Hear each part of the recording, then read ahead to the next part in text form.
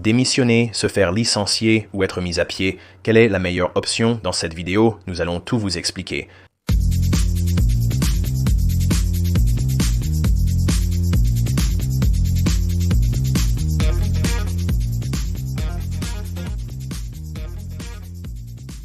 Salut tout le monde, c'est Brian de Une vie après le licenciement et aujourd'hui, je veux parler de la meilleure façon de quitter votre emploi. Avant d'aller plus loin, si vous voulez plus de contenu lié à la carrière d'un recruteur d'entreprise, abonnez-vous à la chaîne et activez la cloche de notification pour ne rien manquer. Donc cette question est récemment apparue. Si vous êtes en processus d'entretien et que l'employeur veut savoir pourquoi vous avez quitté votre dernier emploi, vaut-il mieux démissionner, se faire renvoyer ou être licencié? Nous allons examiner cela sous différents angles en pesant le pour et le contre de chaque option, tant du point de vue de l'entretien d'embauche que du vôtre en tant qu'employé.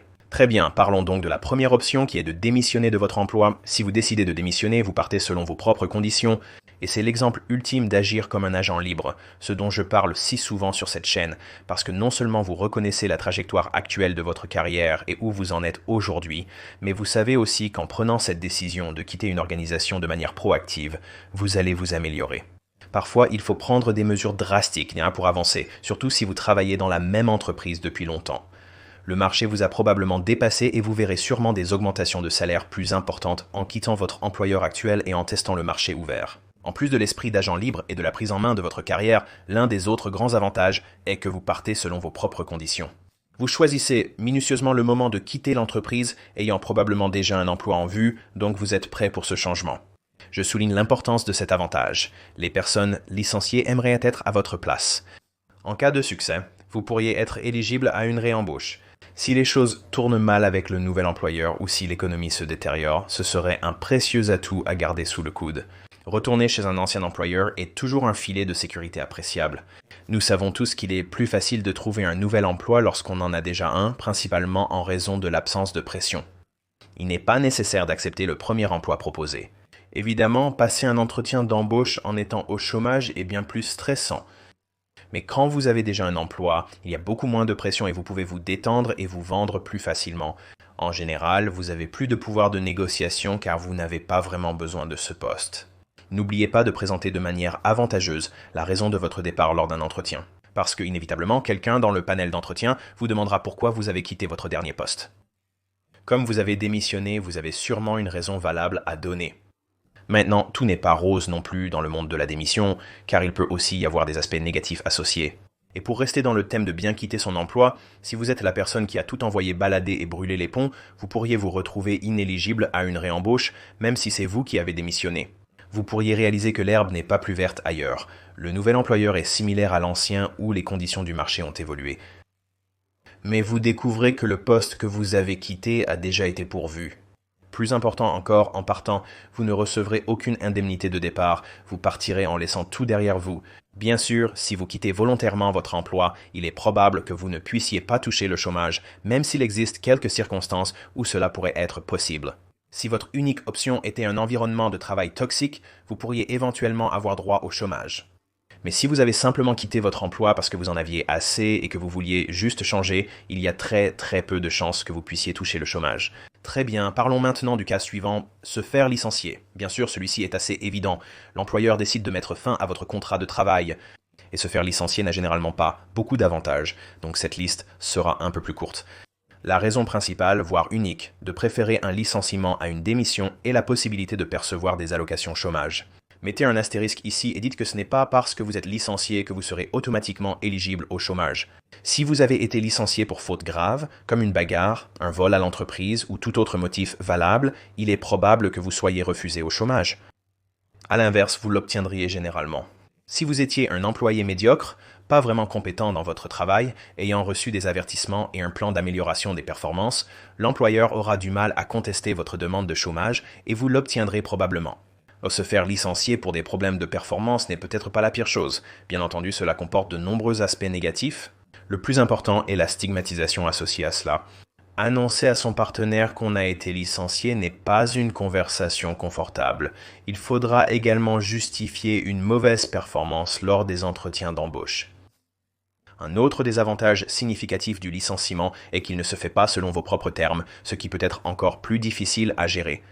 Vous êtes à la merci d'un employeur qui peut ou non vous prévenir à l'avance. Certaines personnes auront l'avantage, si on peut appeler ça un avantage, de passer par un plan d'amélioration des performances ou un plan d'amélioration des performances, ce qui leur donnera le temps de commencer à chercher un nouvel emploi.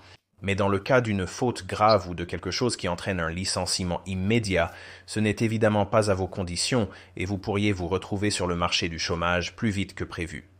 Et il va sans dire que vous ne serez probablement pas éligible à une réembauche si vous êtes licencié par votre employeur. Et j'irai même plus loin en disant qu'il vous sera probablement difficile d'obtenir une quelconque référence positive de leur part. Ne vous inquiétez pas trop si un employeur effectue une vérification d'emploi, car généralement, il ne révèle pas si vous avez été licencié ou non. Cependant, ils peuvent vérifier vos références, donc assurez-vous d'avoir réglé ce point. Enfin, il y a le licenciement économique.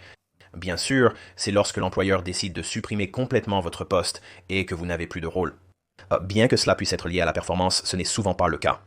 Mais l'un des plus grands avantages d'être licencié, c'est que vous n'avez généralement pas à vous battre pour obtenir le chômage. Vous allez presque toujours l'obtenir.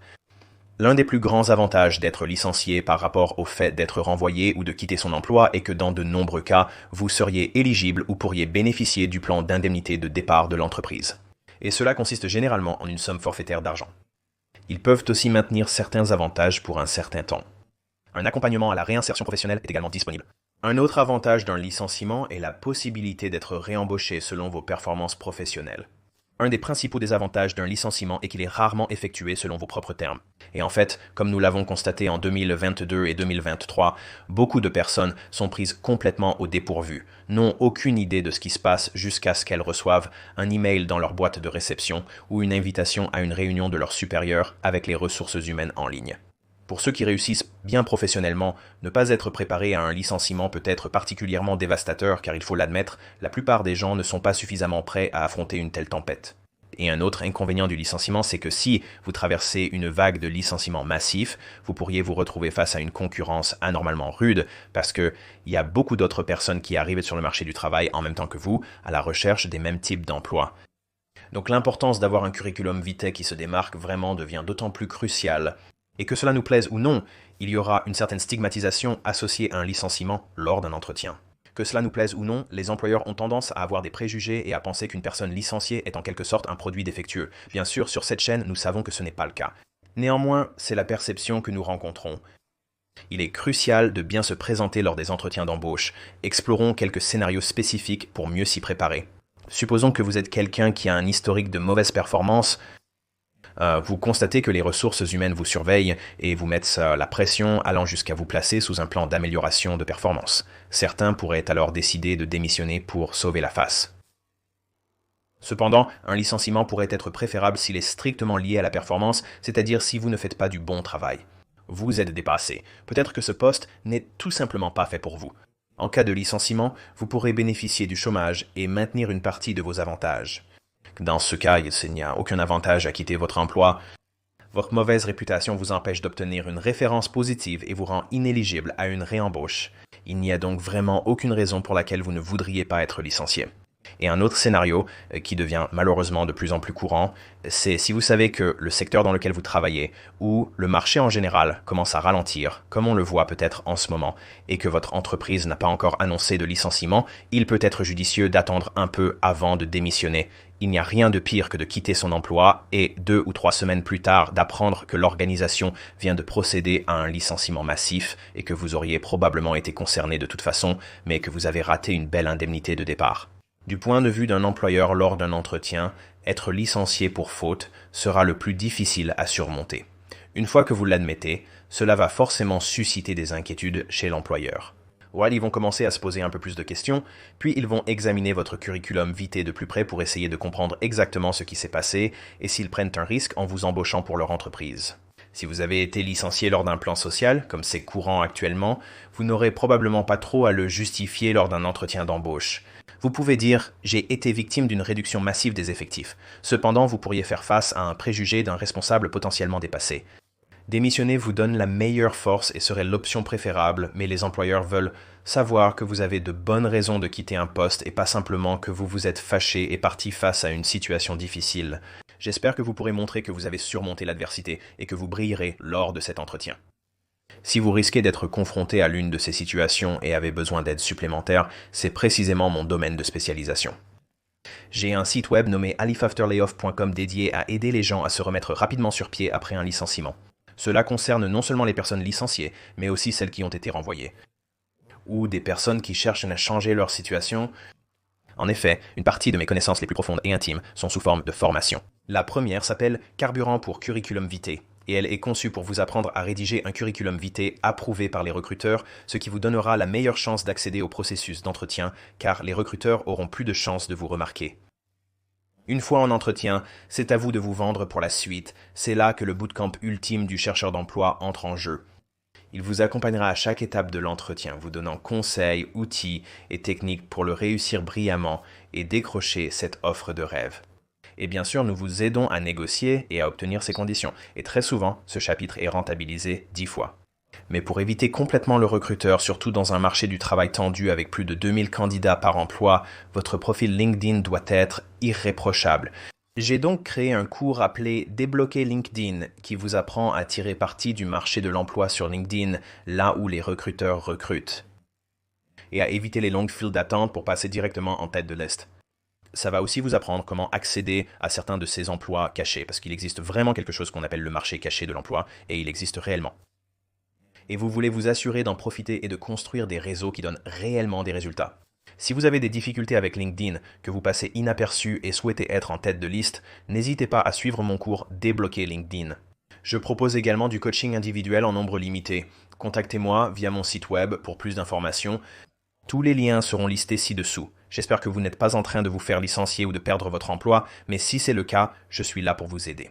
Je vous remercie d'avoir regardé cette vidéo et je vous dis à la prochaine.